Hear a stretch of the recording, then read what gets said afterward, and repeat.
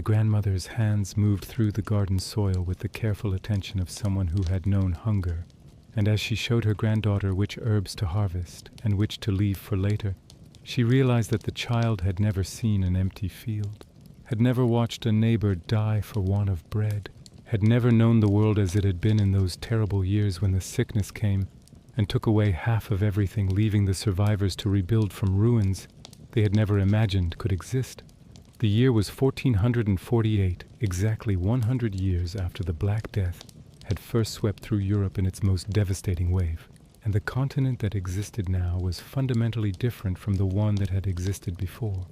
The plague, transformed not just by the immediate catastrophe but by the century of adaptation and change that had followed, a century that historians would later call quiet, not because it lacked events or significance, but because the changes happened gradually, almost imperceptibly, in the daily lives of ordinary people who were simply trying to survive and build and make sense of the world they had inherited. Before we continue, if you'd like to join me for more stories like this, feel free to subscribe. I share a new one every day, and if you don't mind, leave a comment and tell me where you're listening from and what time it is for you right now. I love seeing how far these stories travel. The grandmother was named Catherine, and she was 63 years old, which made her ancient by the standards of her time, a survivor not just of disease but of childbirth and injury, of winters and famines, of all the ordinary dangers that claimed lives in medieval Europe. She had been born in 1385, 37 years after the first wave of plague, into a world still marked by that catastrophe, but already adapting to it, already building new patterns on the ruins of the old. Her granddaughter, also named Catherine after her, was 8 years old, born in 1440, into a world that seemed stable and normal, that had no memory of the plague, years except in stories told by the elderly, in empty villages slowly being reclaimed by forest, in family histories full of gaps where ancestors had died all at once. Young Catherine knew about the plague, the way she knew about ancient Rome or the lives of saints, as history, as something that had happened long ago to people who were not quite real. They were working in the garden behind the family house in a village called Ashford, about 40 miles southeast of London, a village that had existed for centuries but had been transformed by the plague and its aftermath. Before 1348, Ashford had been home to about 300 people working land owned by a nobleman who lived elsewhere and collected rents through an agent. After the plague, perhaps 100 people remained, and the social and economic arrangements that had structured village life for generations had been fundamentally altered. Old Catherine's father had been a villain before the plague, legally bound to the Lord's land, required to work a certain number of days each week on the Lord's fields, in addition to working his own strips in the common fields. He had lived under restrictions that controlled where he could go, whom he could marry, what he could do with his labor and his life. The feudal system that bound peasants to land and to lords had seemed as natural and inevitable as the seasons, as permanent as the stones in the village church.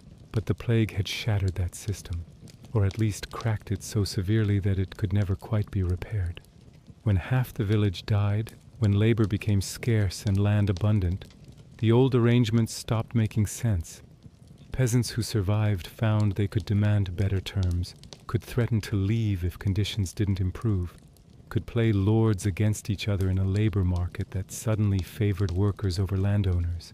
Old Catherine remembered her father telling stories about the years after the plague, about the confusion and opportunity, about lords desperately trying to find workers for fields that would otherwise lie fallow, about peasants negotiating wages instead of providing labor services, about the gradual transformation from feudal obligations to wage labor and tenant farming. It had not been a smooth or peaceful transformation. There had been resistance from lords who wanted to preserve the old system. There had been laws passed trying to fix wages and restrict movement. There had eventually been violent uprising in 1381 when the tensions exploded into the peasants' revolt, but the long-term trend had been clear and ultimately irresistible. The plague had created a world where labor was valuable and land was cheap, exactly the opposite of the pre-plague situation, and that fundamental economic shift had undermined the feudal system more effectively than any rebellion or reform could have done. By the time old Catherine was born in 1385, her father was no longer a villain but a tenant farmer, paying rent for his land rather than owing labor services free to leave if he chose free to make decisions about his own life and work. It was not complete freedom. Medieval peasants remained poor and constrained in many ways, but it was more freedom than any of his ancestors had known, freedom purchased at the terrible price of mass death. Young Catherine listened to her grandmother's stories with the polite attention of a child who doesn't quite understand why adults think old things are interesting. The plague was ancient history to her, as remote as stories about King Arthur or the Crusades. Her world was the world of 1448, a world that had been shaped by the plague but was not defined by it, that had moved on and built new structures and developed new concerns. "Your great-great-grandfather died in the plague," old Catherine told her granddaughter, as they worked together in the garden, harvesting herbs that would be dried for winter use. "He was a young man, only 25, with 2 small children. Your great-grandmother survived and she eventually remarried, but she lost her first husband, her parents, 3 of her siblings, half the people she knew. That's what the plague was, not just sickness, but the loss of half the world." Young Catherine tried to imagine losing half the people in Ashford village, tried to picture the houses empty and the fields abandoned, but it was too abstract, too unlike her lived experience. The village she knew was thriving, with about 200 residents, smaller than it had been before the plague, but stable and prosperous by medieval standards. The fields were cultivated, the houses were occupied. Life was normal in all the ways she understood normal. "Why did the plague come, grandmother?" she asked. Not because she particularly cared about the answer, but because asking questions was what you did when adults told stories. "No one knows for certain," old Catherine said. "Some said it was God's punishment for sin. Others said it was caused by bad air or by the alignment of planets. The physicians had many theories but no cures. People died whether they were good or wicked, young or old, rich or poor. The plague made no distinctions." This answer satisfied young Catherine, who returned her attention to the herbs, learning to distinguish between varieties, learning which were best for cooking and which for medicine, learning the practical knowledge that had been passed down through generations of women who had managed households and gardens and the health of their families. The garden itself was a product of post-plague changes, larger than gardens had typically been before 1348. When population had been high and arable land was precious, peasants had grown mostly grain on whatever land they could access. But in the post-plague world, with more land available per person, households had space for extensive gardens where they could grow vegetables and herbs, improving their diet and their self-sufficiency. Old Catherine's garden was particularly impressive, the result of decades of cultivation and improvement. She grew cabbages and onions, peas and beans, carrots and turnips, a variety of herbs for cooking and medicine. The garden provided a substantial portion of the household's food, supplementing the grain and occasional meat that came from other sources. This dietary diversity was another post-plague development. Before 1348, most peasants had lived primarily on bread and grain porridge, with vegetables and meat being rare luxuries. The increased availability of land and the higher wages had allowed for better and more varied diets. "In the old days," Catherine told her granddaughter, "before the plague, people ate mostly bread, day after day, season after season, bread and porridge, porridge and bread. Meat was for feast days and the wealthy. Vegetables were what you could gather from the edges of fields or from tiny gardens squeezed into whatever space was available. Now we eat better, more variety, more abundance. The plague brought terrible suffering, but it also brought changes that improved life for those who survived." This was a complicated truth that old Catherine had spent her life trying to understand. That catastrophe could create opportunity, that mass death could lead to improved conditions for survivors, that history was not a simple story of progress or decline, but a complex interweaving of tragedy and adaptation. She had heard stories about the pre-plague world from her parents and grandparents, and while some things had clearly been better, more people, more community, more continuity with the past. Other things had been worse, particularly for peasants who had lived under the heavy hand of feudal obligation. The house where they lived was another sign of post-plague prosperity. It was larger and more solidly built than houses had typically been before the plague, with 2 rooms instead of 1, a proper hearth with a chimney instead of just a central fire pit, wooden floors instead of packed earth.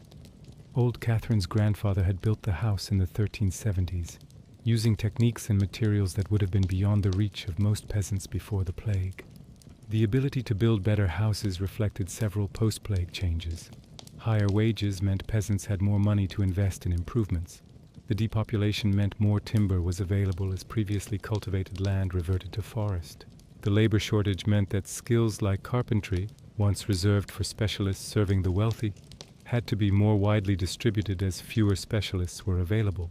And the general loosening of feudal restrictions meant peasants had more freedom to invest in improving their holdings. Old Catherine's husband, John, who was 65 and still working the family's rented fields with help from their sons, represented another aspect of post-plague change. He was a tenant farmer, paying money rent for 40 acres that he farmed using a combination of family labor and occasional hired help. Before the plague, those 40 acres would have been divided among multiple families, each working smaller strips in the common fields, each owing labor services to the Lord. The consolidation of holdings and the shift to money rents had been gradual processes extending over decades, but they had fundamentally changed how farming was organized. John came in from the fields that afternoon, his face weathered and his body bent from a lifetime of agricultural labor, but still healthy and capable despite his age. He washed at the well in the courtyard and joined Catherine and their granddaughter in the main room of the house, where the evening meal was being prepared. "The wheat looks good this year," he said, settling onto a bench by the hearth. "If the weather holds, we'll have a solid harvest. Barley too. The oats are only middling, but we can't have everything perfect." This kind of casual conversation about crops and weather and harvest prospects was the substance of peasant life, the daily concerns that occupied minds and structured time. The post-plague century had not brought dramatic changes to these basics. Peasants still worked the land, still worried about weather and harvest, still lived close to the edge of subsistence despite the improvements in their conditions. But the context had changed in important ways. John was farming more land than his grandfather had farmed, using some techniques that were more efficient, producing a surplus that could be sold at market to generate income beyond what was needed for rent and household consumption. He had choices about what to plant and how to organize his work that his ancestors had not had. He could leave this land and find another holding if he wished, though at his age there was little reason to do so. Their eldest son, Thomas, who was 40 years old and would eventually inherit the tenancy, came in shortly after John, bringing 2 of his own children, boys of 12 and 14 who were learning farming by doing it, working alongside their father and grandfather in the fields. Thomas's wife, Mary, was Catherine's daughter, which made the household structure somewhat complicated, but typical of rural medieval life, where extended families often lived in close proximity, and family relationships structured most social interaction. The evening meal was substantial by medieval peasant standards. Bread, cheese, a thick vegetable pottage, and even some salted pork, washed down with weak ale. The family ate together, adults and children, 3 generations sharing food and conversation, maintaining the bonds that held the household together. The conversation ranged over practical matters: the progress of the harvest, repairs needed to the barn, a dispute with a neighbor over boundary markers, the upcoming village festival.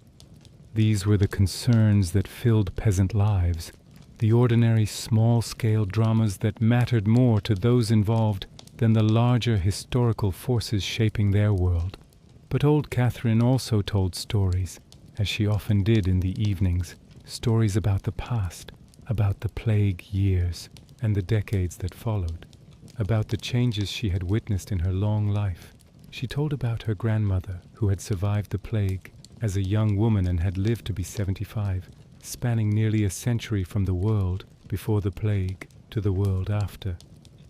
She told about the peasants' revolt of 1381, which had happened when Catherine was young, when frustrated peasants had risen up against attempts to restore the old feudal obligations and fix wages at pre-plague levels. "I was just a child then," Catherine said, "only 4 years old, but I remember the fear. The village men gathered in the square talking about marching to London, about joining the rebellion. My father went with them, was gone for 2 weeks. We didn't know if he would return, if he would be killed or arrested or simply disappear. But he came back, disillusioned and angry. The rebellion had been crushed, its leaders executed, and the promises made by the king had been broken." Young Catherine listened with more interest than usual, perhaps because this story involved action and danger rather than just descriptions of daily life. "What happened to the rebels?" she asked. "Many were killed," old Catherine said. "Some were hanged, some were hunted down and executed later. The nobility crushed the rebellion with terrible violence, wanting to make an example, wanting to frighten peasants from ever rising up again." "But did it work?" Thomas asked. "Did the rebellion accomplish anything, or was it just wasted lives?" This was a question old Catherine had pondered many times. "In the short term, it accomplished nothing," she said. "The rebels' demands were rejected, their leaders were killed, and for a while things got worse for peasants as lords tried to reimpose old restrictions. But in the long term, the changes continued anyway. The economic forces were too strong to be stopped by laws or violence. Labor remained scarce, peasants continued to have bargaining power, and the feudal system continued to weaken. So perhaps the rebellion was not wasted. Perhaps it showed that peasants were willing to fight for their rights, and that made lords more cautious about pushing too hard." This kind of analysis was sophisticated for a medieval peasant woman, but old Catherine had spent 63 years observing the world, thinking about how it worked, trying to make sense of the changes she had witnessed. She was illiterate, like most peasants, but she was not stupid or unobservant. She understood power and economics in practical terms, understood how the world had changed and why.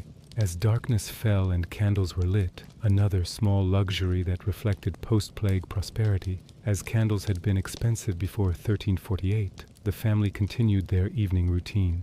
The younger children were sent to bed in the loft above the main room. The adults continued talking quietly, discussing plans and concerns, maintaining the social fabric that held the household and the village together. Old Catherine sat in her chair by the hearth, her hands never quite idle even in conversation, always spinning wool or mending clothes or doing some small task that contributed to the household economy. She thought about the century that had passed since the plague, about the world that had been lost, and the world that had been built in its place. The Ashford of 1448 was both the same as and different from the Ashford of 1348. The village occupied the same physical location. The church was the same building, though repaired, and modified over the decades. Some of the houses dated from before the plague, though most had been rebuilt. But the social and economic structure was fundamentally different.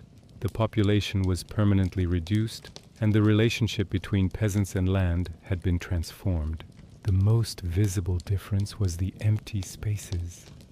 North of the village center, there was an area that had been densely settled before the plague, but was now forest.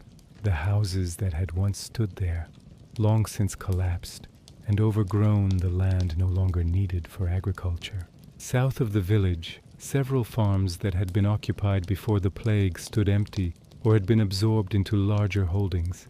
The village had contracted around its core, leaving margins that nature was slowly reclaiming. This pattern was repeated across Europe. Thousands of villages had been abandoned entirely, their populations either dead or departed, their buildings collapsing into ruins that would eventually disappear completely. Other villages had survived, but at reduced scale, consolidating around churches and core areas, letting marginal lands revert to pasture or forest. The European landscape had been marked by intensive human use before the plague, with forests cleared and marshes drained, and every potentially productive acre brought under cultivation to feed the large population. After the plague, the landscape was less intensively used, more open with more wild spaces. This ecological change had various consequences. Wild animals that had been hunted to near extinction before the plague, wolves and bears and deer, saw population recoveries as forests expanded. Rivers that had been straightened and controlled for mills and irrigation returned to more natural courses. The air quality improved as fewer fires burned for cooking and heating and industry. In some ways, the century after the plague had been an environmental recovery period, a time when human pressure on the natural world had decreased and ecosystems had begun to heal. But this recovery came at the cost of human lives and communities. And Catherine never forgot that trade-off, never let herself think of the post-plague world as simply better than what had come before. Her ancestors were buried in the village churchyard, along with thousands of others who had lived and died in Ashford over centuries. Their lives had mattered.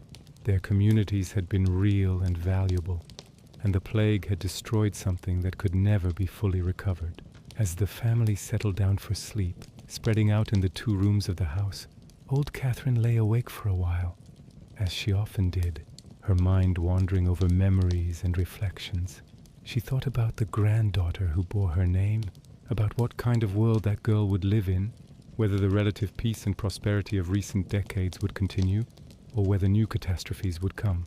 The plague had returned several times since 1348, though never with the same devastating impact as the first outbreak.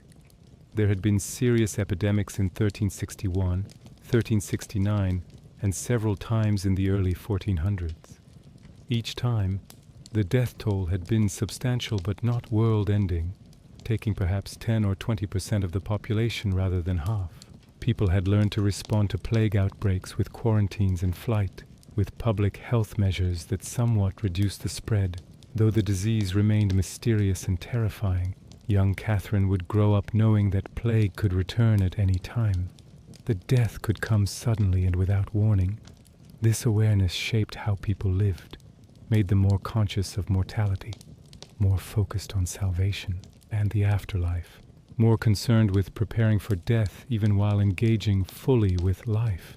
The post-plague century had been marked by a particular kind of religiosity, intense and personal, focused on individual salvation rather than communal ritual.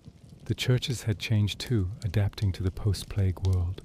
Before 1348, the church had been wealthy and powerful, supported by a large population of peasants who paid tithes and made donations. After the plague, with the population reduced and economic relationships changed, the church had less income and less ability to build the great cathedrals and monasteries that had characterized the High Middle Ages. But the church had also become more accessible in some ways. With fewer priests available, lay people had taken on more religious responsibilities, reading devotional texts, organizing prayer groups, creating forms of piety that did not depend on clerical mediation. The relationship between common people and religious authority had shifted somewhat, becoming less hierarchical and more personal. Old Catherine's own religiosity was typical of post-plague piety. Regular church attendance, personal prayers, devotion to particular saints, concern with salvation and the afterlife, but also a certain practicality, a sense that religion was one part of life alongside work and family, not the overwhelming focus that church authorities wanted it to be. She believed in God and heaven and hell, believed that her actions in this life would determine her fate in the next, but she also believed in making the most of the time she had been given, in finding joy and satisfaction in daily life, in building and creating and contributing to her community. As she finally drifted towards sleep, her last thoughts were about continuity and change, about the threads that connected past and present and future. Her grandmother had been born before the plague, had lived through it, had built a life in the transformed world. Catherine herself had been born into that transformed world and had seen it stabilize and develop. Her granddaughter would inherit the world Catherine's generation had built and would pass it on to her own children, and so the great chain of generations would continue, each one building on the work of those who came before, each one adapting to new circumstances, each one trying to make sense of existence and to leave something worthwhile behind. The next morning brought the routines that structured peasant life: early rising, morning prayers, breakfast of bread and ale, then out to the fields for John and Thomas and the boys, while Catherine and Mary and young Catherine worked in and around the house, in the garden, with the animals, at the spinning wheel and loom, doing the endless labor that kept a household functioning. The division of labor was traditional and rigid. with men's work and women's work clearly delineated, though both were essential and both were respected within their domains. The post-plague century had not brought gender equality or anything approaching it. Women remained subordinate to men in law and custom, excluded from most formal positions of authority, restricted in their economic and social opportunities. But there had been some changes at the margins. The labor shortage had sometimes created opportunities for women to take on roles usually reserved for men. Widows who inherited businesses or farms sometimes ran them successfully and earned respect for doing so. The craft guilds that controlled urban trades had sometimes been forced to accept women members when male membership declined. These were exceptions rather than rules, but they suggested possibilities for a different organization of gender relations. In Ashford village, the most visible woman leader was Agnes Blackwell, who served as the village healer and midwife. Agnes was in her 50s, had been trained by her own mother, and possessed knowledge of herbs and remedies that made her essential to the community. When someone fell ill or a woman went into labor, Agnes was summoned, and her skills often meant the difference between life and death. Old Catherine was friendly with Agnes, sometimes helping her gather herbs or prepare medicines, contributing her own knowledge accumulated over decades. The two women represented a tradition of female knowledge transmission that existed alongside but separate from male-dominated institutions like the church and the guilds. This women's knowledge about healing and childbirth, about managing households and raising children, about the practical arts of survival, was essential, but often unrecognized in formal histories that focused on kings and wars and political events. One afternoon, several days after the conversation in the garden, Catherine went to visit Agnes, bringing a basket of herbs from her garden in exchange for a salve that Agnes made for joint pain. The two women sat in Agnes's cottage, which smelled of dried herbs and smoke, and talked about health and healing, about the village and its people, about the larger world beyond their immediate experience. "Do you ever think about how different life might have been if the plague had never come?" Catherine asked. Agnes considered the question, her weathered face thoughtful. "I think about it sometimes," she said. "My grandmother was a healer before the plague, and she told me that before 1348, there were many healers in this region, people with knowledge passed down through generations. The plague killed many of them, and much knowledge was lost. I learned what my mother could teach me, but my mother learned only what survived from her mother, and that was less than what her mother had known." "So we're poorer in knowledge than we were before?" Catherine asked. "In some kinds of knowledge, yes," Agnes said. "But we've also developed new knowledge, learned new things through experience. The plague itself taught us about disease and contagion, about how sickness spreads and how to respond. We know things now that people didn't know before, even if we've forgotten other things. This pattern of loss and adaptation was common across many domains. The plague had destroyed institutional knowledge, the accumulated expertise of guilds and monasteries and universities. Skilled craftsmen had died before passing on their full knowledge to apprentices.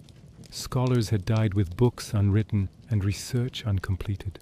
Monks who had preserved manuscripts and maintained libraries had died, and many libraries had been lost or damaged. But survivors had adapted, had figured out new ways of doing things, had sometimes improved on old methods through experimentation and innovation. The necessity created by the loss of expertise had driven creativity, had forced people to solve problems rather than simply following traditional solutions. In some crafts and fields, the post-plague century had seen significant advances as people improvised and experimented. Architecture had evolved, for instance, with the great cathedral building era of the High Middle Ages, giving way to a different aesthetic and different techniques. The perpendicular style that emerged in England in the late 14th century reflected both the reduced labor available for construction and a different artistic sensibility, emphasizing vertical lines and large windows, creating spaces that felt different from the earlier Romanesque and Gothic structures. Painting and sculpture had also changed, becoming more realistic and emotionally expressive, perhaps reflecting the plague generation's heightened awareness of mortality and suffering. The serene, stylized figures of earlier medieval art gave way to more human and vulnerable representations, showing pain and grief and death alongside glory and sanctity. Literature had flourished in the vernacular languages, with writers like Chaucer in England and Boccaccio in Italy producing works in English and Italian rather than Latin, making literature accessible to a broader audience. This democratization of culture was partly a consequence of the social changes brought by the plague, as the rigid hierarchies weakened, as more people gained education and leisure. As the dominance of Latin literate clergy declined, vernacular literature found larger audiences. These cultural changes were not immediately visible in a village like Ashford, where most people remained illiterate and culture meant primarily oral traditions, songs and stories passed down through generations, folk customs and festivals, the practical arts of daily life. But they were part of the larger transformation of European society in the century after the plague, part of the gradual emergence of a world that would eventually become recognizably modern. Old Catherine and Agnes talked through the afternoon, their conversation ranging widely, touching on many topics but always returning to the central question of how to make sense of living in a post-catastrophe world, how to honor the past while building the future, how to maintain hope and purpose in the face of mortality and loss. "I think we survived for a reason," Agnes said at one point. "Not that God wanted the others to die. I don't believe that. But having survived, we have a responsibility to make something worthwhile from our survival, to use the time we've been given well." Catherine agreed with this sentiment, had tried to live by it throughout her long life. She had raised children, had contributed to her household and community, had tried to be kind and helpful, had tried to pass on what knowledge and wisdom she possessed. Whether this was enough, whether her life had mattered in any significant way, she could not judge. But she had tried, and that was all anyone could do. As Catherine walked home that evening, the autumn sun low and golden, she passed through the village center and observed the familiar scene. The church with its square tower, the houses clustered around the green, the well where women gathered to draw water and exchange news, the paths worn by generations of feet connecting the various parts of the village. This landscape was both timeless and temporary. It had existed in essentially this form for centuries, would probably continue for centuries more, barring catastrophe. But it was also contingent, dependent on the continuing presence of people to maintain it, always at risk of abandonment or destruction. The ruins of villages abandoned after the plague, slowly disappearing into forest, testified to the fragility of human settlement, the ease with which the works of generations could be erased. Catherine thought about what would remain of Ashford in 100 years, in 500 years. Would the village still exist? Would anyone remember the people who had lived here in 1448, who had worked these fields and walked these paths and sat in this church? Or would it all be forgotten, returned to forest, erased as completely as if it had never existed? These melancholy thoughts were common for her in old age, as she became increasingly aware of her own mortality, of the approaching end of her individual consciousness and experience. She did not fear death exactly. She had lived long and fully, had seen much, had done what she could. But she mourned the inevitable forgetting, the way individual lives and stories disappeared into the great anonymity of the past. When she reached home, she found the household in its usual evening state. Mary cooking, the children playing, John and Thomas coming in from the fields. Young Catherine ran to her grandmother and hugged her, chattering about something that had happened during the day, some small adventure in the world of children that seemed important and exciting to her, though it would be forgotten by tomorrow. Old Catherine hugged her granddaughter and listened to the story and felt the continuity that mattered more than memory or monuments, the passing of life from generation to generation, the chain of human experience that connected past and future through the living present. She might be forgotten, the specific details of her life lost to time, but something would continue, would be passed on through her children and grandchildren, some combination of knowledge and values and ways of being in the world that she had embodied and transmitted. The world continued after old Catherine's death, as it always does. The seasons turned, the crops were planted and harvested, children were born and elderly people died. The village maintained its routines and rhythms. The great historical forces that had been set in motion by the plague continued to work themselves out. The decline of feudalism, the rise of wage labor, the emergence of new social and economic structures, the cultural and intellectual changes that would eventually transform medieval Europe into something recognizably modern. In 1453, when young Catherine was 13 years old, an event occurred that many saw as marking the end of the medieval period, the fall of Constantinople to the Ottoman Turks, ending the Byzantine Empire that had preserved Roman law and Greek learning for 1,000 years. The news reached Ashford months after the event, brought by travelers and merchants, and meant little to most villagers who had never heard of Constantinople or the Byzantine Empire. But for scholars and church leaders, the fall of Constantinople was momentous, signaling the end of an era, the final severing of connections to the classical world. Byzantine refugees fleeing to Italy brought manuscripts and knowledge that would fuel the Renaissance, the great flowering of art and learning that was already beginning in Italian cities and would gradually spread across Europe. Young Catherine knew nothing of these developments, lived her life focused on the immediate concerns of household and village, but she was part of the world that was being shaped by them, part of the transition from medieval to early modern Europe, part of the great transformation that the plague had initiated and that continued through the 15th and 16th centuries. She grew into adulthood in the 1450s, married a young man from a neighboring village in 1457, had her first child in 1458. She became, in her turn, a link in the chain of generations, passing on what she had learned from her grandmother, adapting to her own times and circumstances, contributing to the ongoing story of her family and her community. The England of the mid-15th century was a country in transition, marked by the aftermath of the 100 Years' War with France, which was finally ending in English defeat and withdrawal from French territory.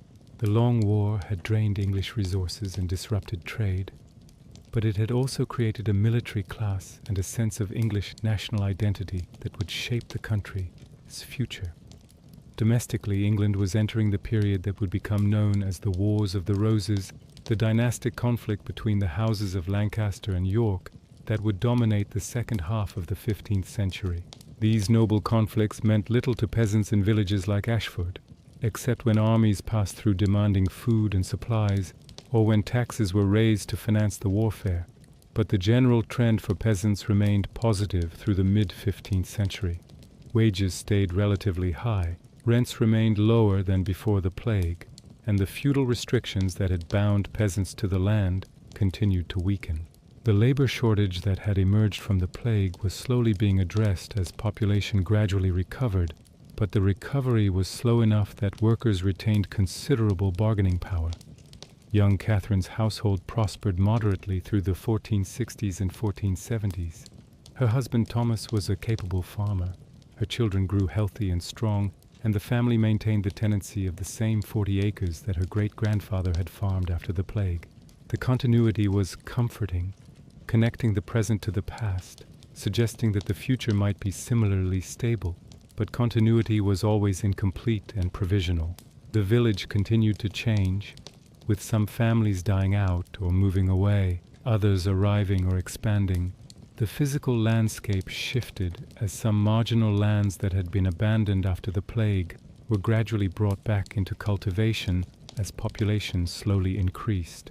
The church required repairs and modifications. Houses were built or rebuilt. The village of 1470 was recognizably the same as the village of 1448, but it was not identical, had evolved and adapted to changing circumstances.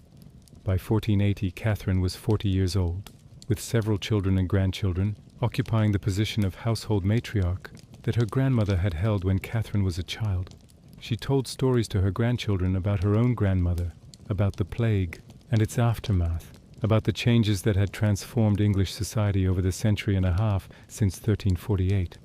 But those stories were becoming more distant, more like legend than lived history. No one alive in 1480 had personal memory of the plague's first great wave in 1348. The last survivors of that generation had died in the 1470s, taking with them their direct memories of the pre-plague world. What remained were stories passed down through generations, gradually transformed in the telling, gradually losing detail and accuracy. gradually becoming myth rather than history. The plague itself had not disappeared. There had been serious outbreaks in the 1470s, and smaller epidemics remained common, but the disease had become endemic rather than epidemic. One health risk among many rather than an overwhelming catastrophe. People knew how to respond to plague outbreaks, knew to quarantine and avoid contact with the sick, knew that the disease would eventually pass and life would continue. This normalization of plague was perhaps the most significant long-term consequence of the 14th century catastrophe. European society had learned to live with the disease, had adapted to its periodic presence, had built systems and practices that allowed life to continue despite the recurring threat. The plague had become part of the landscape of risks that structured medieval life, alongside war and famine and the ordinary dangers of existence. As Catherine reached her 50s and 60s in the 1490s and early 1500s, she witnessed further changes that suggested the medieval world was definitively ending and something new emerging. The printing press, invented by Gutenberg in the 1450s, was gradually spreading across Europe, making books cheaper and more available, democratizing knowledge in ways that would eventually transform education and religion and culture. News of distant events reached Ashford more frequently and more quickly than it had in her grandmother's time. The discovery of the New World in 1492 by Columbus created excitement and speculation about what lay across the ocean, about new lands and peoples and possibilities. The Protestant Reformation, which began in 1517 when Luther posted his theses, would eventually shatter the unity of Western Christianity and transform religious and political life across Europe. But these great events remain mostly distant from Catherine's daily experience. Abstractions discussed by travelers and merchants, stories told by people who had heard from people who had heard, filtered through multiple retellings and shaped by misunderstanding and imagination. The world that mattered to Catherine was still primarily local, her family and village, her household and fields, the immediate concerns of survival and community. She died in 1523, at the age of 83. Even more ancient than her grandmother had been a woman who had spanned most of the 15th century, who had witnessed the gradual transition from medieval to early modern Europe, who had been a link in the long chain of human experience that connected the plague century to the Renaissance and Reformation and beyond. Her grandchildren and great-grandchildren would live in a world increasingly different from the medieval world she had been born into. They would see the final dissolution of feudalism, the enclosure movements that would transform English agriculture, the rise of capitalism and the nation-state, the religious wars and political revolutions that would reshape Europe. But they would carry with them, whether consciously or not, the legacy of the plague century, the adaptations and changes that had been initiated by catastrophe and consolidated over generations. The quiet century after the plague had not been without events or significance. It had been the crucible in which modern Europe had been forged, the transition period during which medieval structures had broken down and new patterns had emerged. The story of that quiet century was not primarily about kings and wars and great events, though these certainly occurred and mattered. It was primarily about ordinary people like Catherine and her grandmother, living their lives as best they could, adapting to circumstances beyond their control, passing on what knowledge and values they possessed, maintaining the human project of survival and meaning-making through times of crisis and change. In 1500, as the 15th century gave way to the 16th, Ashford village continued much as it had for generations. The population had recovered to about 250 people, approaching but not yet reaching pre-plague levels. The fields were cultivated, the animals were tended, the church held services, the cycles of birth and death and work and rest continued their eternal rhythms. The village had survived the plague and its aftermath, had adapted to the changed circumstances, had found new equilibria and new ways of organizing life and labor. The survivors had rebuilt, not trying to recreate what had been lost, but creating something new from what remained, something that carried forward some elements of the past while also reflecting the changed realities of the post-plague world.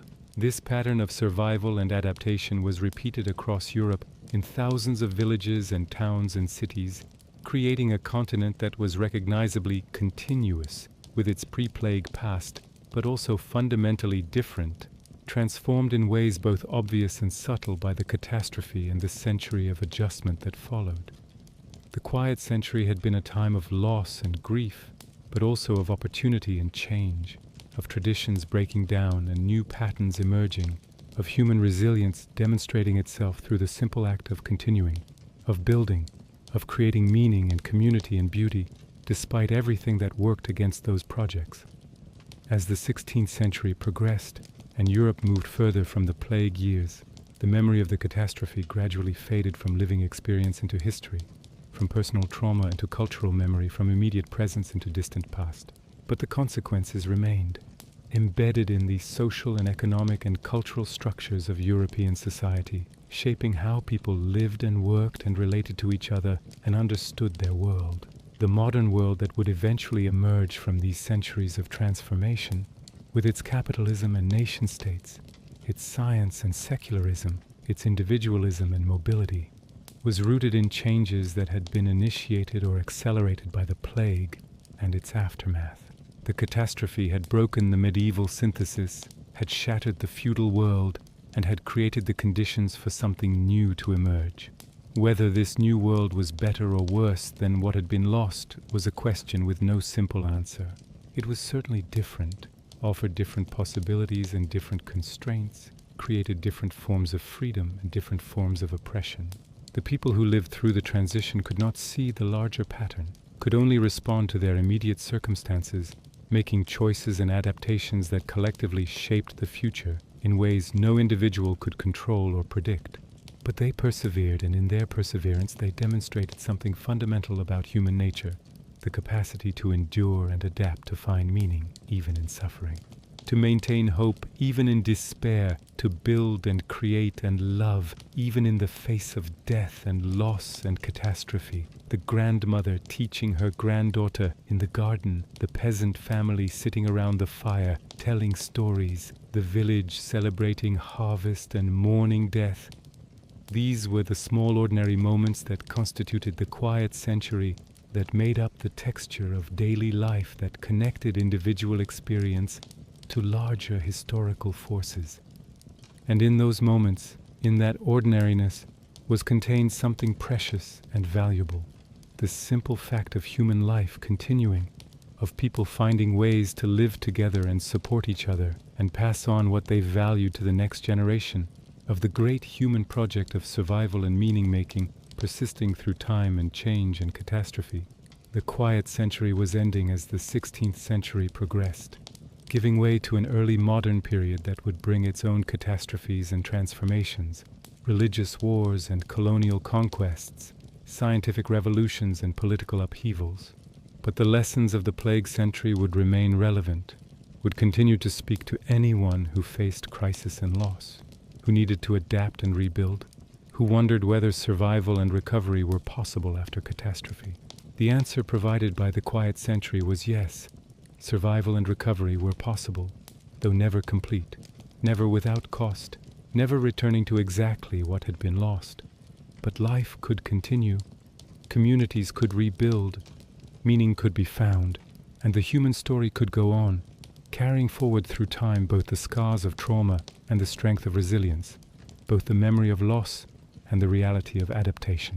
In Ashford Village and in thousands of places like it across Europe, ordinary people had demonstrated this truth through the simple act of living their lives, of working their fields and raising their children and maintaining their traditions and adapting to new circumstances.